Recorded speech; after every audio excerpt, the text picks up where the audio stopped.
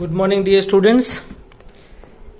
Physics, chapter number 8, standard 12, chapter number 8, electromagnetic waves. In previous lecture, we can discuss characteristics of electromagnetic waves. Characteristics of electromagnetic waves. Total 9 type of characteristics of electromagnetic waves. उसमें हमने 7 तक discuss किया था. Intensity का last equation हमने देखा था I equal to rho C. Next 8 और 9 जो 2 मार्क्स में अलग से थियरी में आ सकता है, वैसी 2 कैरेक्टरिस्टिक्स हमने बाकी रखी थी. Number 8, velocity of electromagnetic waves in vacuum. C is equal to 1 by root of mu naught epsilon naught, where mu naught is permeability of vacuum and epsilon naught is permittivity for vacuum.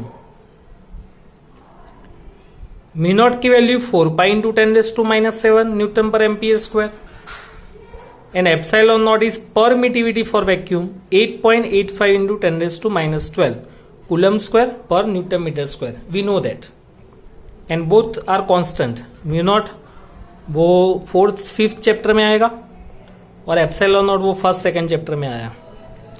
Now velocity of electromagnetic waves in medium, ये vacuum में था, ये in medium, तो V is equal to 1 by root of mu epsilon, where mu is a permeability for medium and epsilon naught is permittivity for medium, and the value of mu and epsilon depends on medium, not fixed. Now पहले हमने vacuum के लिए बात की, फिर medium के लिए. अब relative permeability mu R is equal to R for relative permeability mu R is equal to mu by mu naught. तो mu is equal to mu R into mu naught. Relative permittivity epsilon R is equal to epsilon by epsilon naught and is equal to K. ये formula हमने first chapter में पढ़ा था.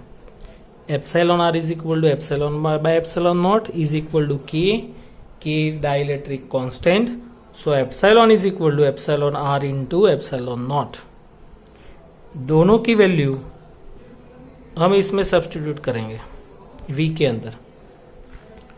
सो V is equal to 1 by mu epsilon, mu की value mu R into mu naught, epsilon की जगह epsilon R into epsilon naught.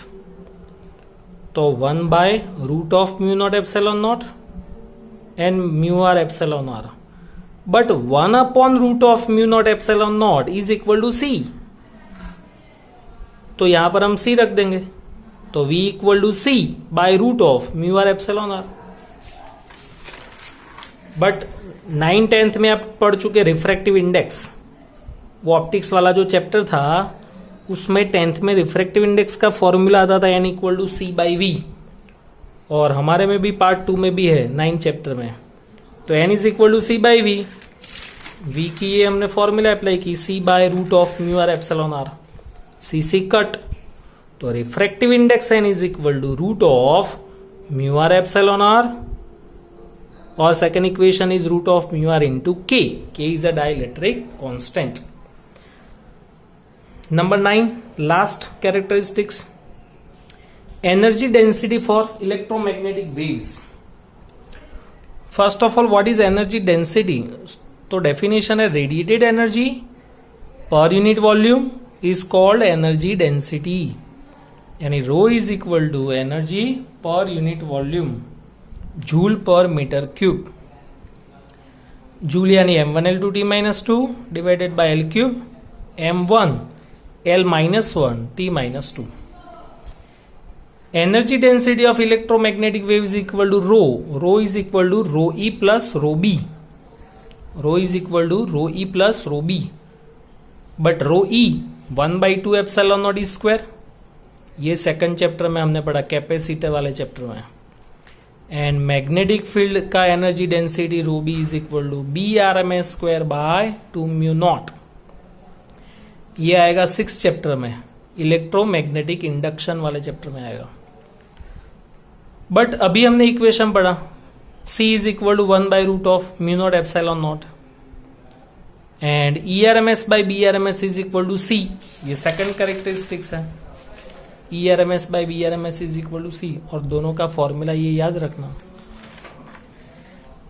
तो इसमें से म्यू नॉट को सब्जेक्ट बनाओ तो 1/c² एप्सिलॉन नॉट और इसमें BRMS को सब्जेक्ट बनाओ तो ERMS by C.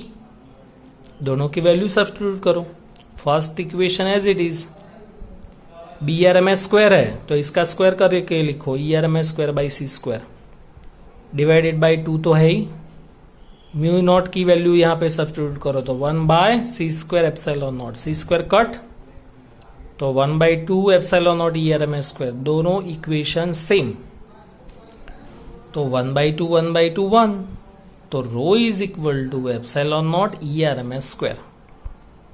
But ERMS is equal to E0 by √2. So energy density of electromagnetic waves rho equal to epsilon naught E0 square by 2. दोनों equation same है. और ये तो इलेक्ट्रिक फील्ड के टर्म्स में. आप ऐसे मैग्नेटिक फील्ड के टर्म्स में भी लिख सकते हो. Same as rho equal to BRMS square by mu naught. ये इक्वेशन भी आप प्रूव कर सकते हो. ये इक्वेशन के अंदर सपोज जैसे म्यू नॉट को सब्जेक्ट बनाए ना, अब आप एप्सिलॉन नॉट को सब्जेक्ट बनाओ और इसमें ERMS को सब्जेक्ट बनाओ और वो दोनों की वैल्यू फर्स्ट इक्वेशन में अप्लाई करो. Second step as it is रखो तो यही इक्वेशन प्रूव होगा BRMS square by mu naught. But BRMS is equal to B0 by √2. So B0 square by 2 mu naught. तो आपको एनर्जी डेंसिटी के दो इक्वेशन मिले in terms of E, in terms of B. Next example 8.2 question है. A plane electromagnetic waves of frequencies 25 megahertz mega यानी 10⁶ travels in free space along the x-axis at a particular point in space and time. E vector is equal to 6.3 J volt per metre. So what is value of B? E की value दी हुई 6.3 J volt per metre. यहां पे direction X axis है, direction of propagation. तो X axis तो आ गई. हमारे पास 3 एक्सिस है एक्स वाई जेड. एक्स तो आ गया. X is direction of propagation. Electric field waves parallel to the Y axis, वो यहां से पता चलेगा. तो तीसरी कौन सी एक्सिस बाकी रही? जेड. यानी magnetic field parallel to the Z axis. इसीलिए यहां पर हम आंसर में क्या लिखेंगे? C is equal to E vector by B vector. Second characteristics. So B vector is equal to E by C. 6.3 divided by 3 into 10⁸. तो answer is 2.1 into 10⁻⁸ tesla. Next, example 8.4. Light with an energy flux of 18 watt per centimeter square falls on a non-reflecting surface at normal incidence. Energy flux, remember it, energy flux that means intensity. Energy flux that means intensity. I is equal to 18 watt per centimeter square. Unit पर से पता चल जाएगा. ये intensity का units है. Centimetre square convert into metre square तो 10⁻⁴ नीचे आएगा, उसको ऊपर लिखो.